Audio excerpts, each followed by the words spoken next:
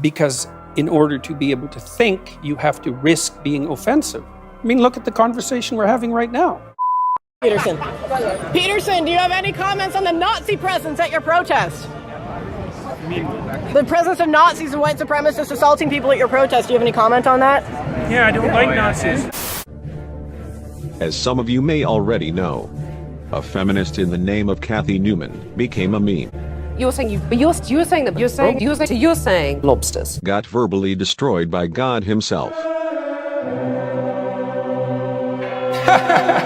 No, I'm not saying that at all. Because I'm very, very, very careful with my words. Be gone, slut! But wait, what you're about to see cannot be unseen. So here goes. What about C4 stuff? Meanwhile, Hoes need abortions! Hoes need abortions! Hoes need abortions! Hoes need abortions! Hoes need abortions! a few moments later. Why should women be content I'm not not saying to that get they to should the top? put up with it. I'm saying that the claim that the wage gap between men and women is only due to sex is wrong. And it is wrong. There's no doubt about that. The multivariate analysis have been done. So I can give you an example. You keep on talking about multivariate analysis. Let me give you an example. I'm saying that 9% pay gap exists. Yeah. That's a gap between men and women. I'm not saying why it exists, but it exists. Now, Yeah, but if you you're have a to say woman, why that it seems exists. pretty unfair. You have to say why it exists. But do you agree that it's unfair? If you're a woman, Not necessarily. and on average you're getting paid 9% less than a man, that's not fair, is it? It depends on why it's happening.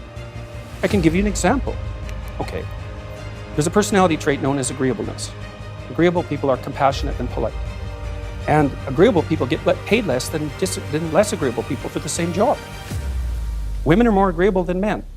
Again, a vast generalization. Some It's not women a are not more generalization. agreeable than Yes, men. that's true, but that's right. And some women get paid more than men. That interview was the beginning of the end for Kathy Newman. What about C4 stuff? Because the gender wage gap is like me saying a burger from McDonald's and a burger from Chef Gordon Ramsay should cost the same. That is completely asinine. Fucking useless sack of shit! Get out! Sharon, enough's enough. Fuck off and go and put some more makeup on. Chicken is as dry as a fucking camel's arsehole in a fucking desert storm. Look how stringy that is.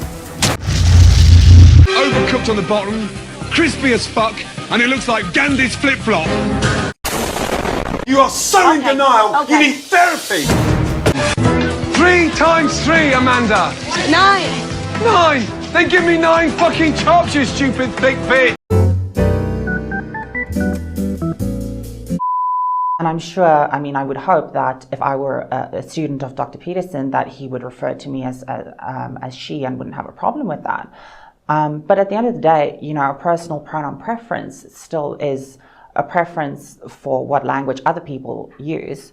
And at the end of the day, I don't have ultimate control over what Dr. Peterson, what the language he chooses to use, or anybody else for that matters. That's up to them. Okay, let me find out then. The problem arises. Let me find out. If she were a student of yours, what would you call her?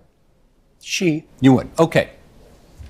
We've established that. I'm gonna ruffle some feathers for saying this, but ask me if I care. We don't give a fuck! Jesus! We don't give a fuck! Because they are only 2 genders, and the rest are unidentified Pokemons. Who's that Pokemon? Why should your right to freedom of speech trump a trans person's right not to be offended? Because in order to be able to think, you have to risk being offensive. I mean, look at the conversation we're having right now. You know, like you're certainly willing to risk offending me in the pursuit of truth. Why should you have the right to do that? It's been rather uncomfortable. Well, I'm very glad I put you on the spot. Well, I'm very glad that I have exercised my freedom of speech. You get my point. It's like you're doing what you should do, which is digging a bit to see what the hell's going on. So and that is what you should do. But you're exercising your freedom of speech to certainly risk offending me. And that's fine. I think more power to you as far as I'm concerned. So you haven't sat there and I'm just trying to work that out. I mean, Ha, gotcha. Ha, gotcha. Gotcha, bitch! You have got me. You have got me. I'm trying to work that through in my head. Jordan Peterson is absolutely world class and one of the best at insulting people, but without insulting them. He does it with straight facts and logic. What a freaking legend. In this tyrannical patriarchy, of course, who's at the top? Men? Some men. White men? Well, that's White, another rich, thing. It's Anglo-Saxon men? Well, first of all, it depends on which element of the hierarchy you look at. And second of all, it's not men, okay? It's a tiny percentage of men, and that's not the same as men. Because most men aren't at the top. In fact, if you look at people who are truly at the bottom, most of them are men. So it's a small proportion of men. And then it's a very arbitrary slice. It's like, okay, so you're saying, well, what are we saying exactly? There's a disproportionate number of white Anglo-Saxon men who are billionaires. Could easily be. What does that have to do with men exactly? Why is that a male thing? It's not like all these men are like that. They're not like that. It's a tiny proportion of people who are like that, and they do happen to mostly be men. But that doesn't indicate some fundamental inadequacy in the entire social structure. I mean, 99% of bricklayers are men. Mm-hmm. Is that a problem? Well, nobody ever points it out. Like, all you have to do is go on the U.S. Department of Labor website, and you can look at occupation ranked by gender. There's about 50 occupations that are 95% men and over. You don't ever hear a word about them. Well, why? Because they're dusty, grueling, difficult, trade-related, intensely laborious outside jobs. Well, that's why. So, and why aren't we struggling for equality, gender equality among bricklayers? By force, let's say. From here on in, it's by fiat, man. 50% of women, they want to be nurses. No damn way. It's off to the brickworks with you. Jordan freaking Peterson is equivalent to Floyd Mayweather because he just can't be defeated. But I applaud this feminist for not cutting him off and letting him talk, which is very rare because seeing a feminist not rage and cut people off is like seeing a Bigfoot riding a unicorn. The great American philosopher Beyonce Knowles said that it has been said that racism is so American that if you challenge racism, you look like you're challenging America. We are challenging inequality. We are challenging the refusal to see me as an individual. When we overcome that, have at it, we're all on equal plane. I think it's fine. I think it's good. The pot is getting stirred here. So I've got a couple of questions. So let's your side spoke, so I'm going to go to Jordan, then to you, Let's Michelle. assume for a moment that I've benefited from my white privilege. Okay, so let's assume that. That's fine. Assumption. That's what you would say. So, so let's say, here, let's get precise about this, okay? Was that very individual of you? Let's get precise about this, okay? Let's get precise. To what degree is my present level of attainment or achievement a consequence of my white privilege? And I don't mean sort of. I mean, do you mean 5%? Do you mean 15%? Do you mean 25%? Do you mean 75%? And what do you propose I do about it? How about a tax? How about a tax that's like specialized for me so that I can account for my damn privilege, so that I can stop hearing about it? Now, let's get precise about one other thing, okay? We'll get precise about one other thing. Now, Precise? Yeah, precise, yes. And so, if we can agree, and we haven't, that the left can go too far, which it clearly can, then how would my worthy opponents precisely define when the left that they stand for has gone too far? You didn't like equity, equality of outcome. I think that's a great marker. But if you have a better suggestion and won't sidestep the question, so let's figure out how I can dispense with my white privilege, and so that you can tell me when the left has gone too far, since they clearly can. And that's what this debate is about political correctness. It's about the left going too far. And I think it's gone too far in many ways. And I'd like to figure out exactly how and when, so the reasonable left could make its ascendance again and we could quit all this nonsense. When you talk about, feminizing men, it almost sounds derogatory. It's almost as if you're saying that to be feminine or to express any sort of femininity is actually inferior to masculinity. And I think that is a huge problem even within the language that we use. When you say, don't be such a girl, don't be such a pussy, the greatest insults that men can give each other tend to have feminine feminine origins, like, as I said, pussy or faggot, or anything like that. And I think, again, that speaks to a very systematic inequality between the genders. And you attributed the rates of mental illness among men to their inability to express, say, sentimental emotions. And I don't think there's a shred of clinical evidence to support that stance. Sorry. No.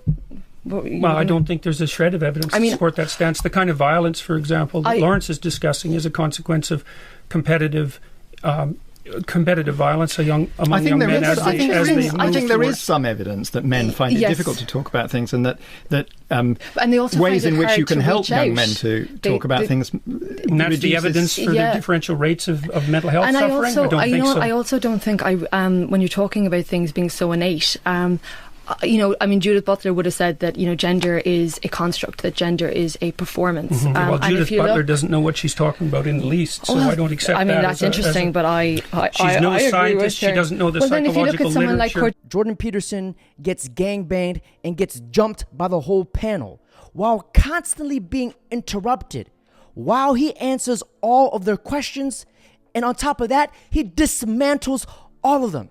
See, one of the things that I really admire about JP is his ability to talk controversial topics, yet very difficult ideas. But he makes it so easy and simple to understand. The man is a fucking genius. Hi, Jordan. My question is, what is the antidote towards toxic masculinity? What precisely, since we're going to pursue this, what precisely is toxic masculinity, as opposed to, say, toxic femininity or toxic humanity? What exactly are you asking me about? I really want to know what you like, how you would describe toxic masculinity. No, I want you to define what toxic masculinity constitutes. Since we're going to define things so carefully, let's do it. Okay. I think that the moment when you kind of, I have a hard time to kind of describe it in English. Let's say, that you kind of go over a boundary that kind of... Dr. Peterson dismantled this woman so hard that she forgot how to speak English. Describe it in English? She went in speaking the English language, and she left speaking gibberish. Let's say, I have a hard time to kind of... The antidote to what people so-called toxic masculinity is to get rid of the brainwashed people. Why do you think it is that so much of what you say is so very popular with the alt-right? It isn't. And you don't have any evidence for that at all. More than the evidence that alt-right people Daily watch this show. Stormer, Neonite website, Saviour of Western Civilization. Oh, well, that was all taken apart today by a number of Jewish publications, by the way, showing that, first of all, that was all satirical commentary on the part of the alt-right, directed at taking me down, for example. And there was an alt-right article yesterday published saying that I was a Jewish stooge and shill. So this is absolute nonsense, and I don't appeal primarily to the alt-right. There's no evidence for that at all. It's the proclivity of... I never said primarily, Jordan. What I'm interested in is why you think that you get the reaction that you do from the alt-right. Looking at the Cathy Newman documentary. What reaction? Interview. There's 10 million people watched that and commented on it. I'm talking about what I saw, and I'm curious to know what your reaction was to the glee with which the alt-right seized upon that interview. I don't accept Should we deal with the death threats? I mean, she had, I think, a dozen I don't accept death the threats. concept that it was the alt-right that was doing this. There were 10 million people who commented on that video, and about 95% of them commented negatively on Cathy Newman's behavior. You think there's 10 million alt-right trolls watching that? Jordan Peterson has to be and is one of the most brilliant minds for the past few generations. Every time I listen to Jordan Peterson, he makes me feel like a dumbass, which is impossible because I am Asian and I'm an absolute genius and I have never made a mathematical error in my life. But watching him, it just shows his true genius, that this man is absolutely transcendent. when it comes to the top Mount Rushmores of masculine figures, in my opinion, it goes Jordan Peterson, 2, Kevin Samuels, 3, Andrew Tate. You will never go wrong listening to these guys.